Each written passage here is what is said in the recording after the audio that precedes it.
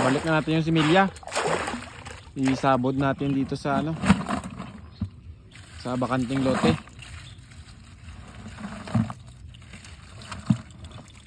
Dalawang buwan pwede nang ma-harvest yan.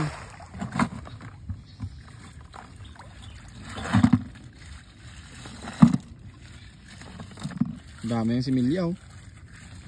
Sobra pala 3 sako yung similya.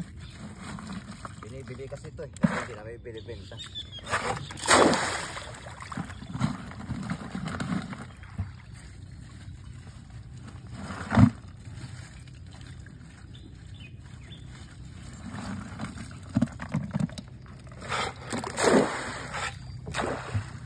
Dalawang buwan pwede nang ma-harvest yan.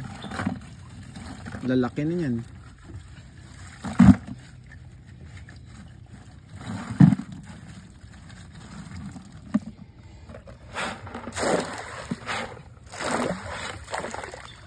Tsaka yung pag balik natin ng similya mga idol, dapat hindi naka ano, kumpul-kumpul. Dapat palawak yung paghagis para hindi mamatay yung nailalim.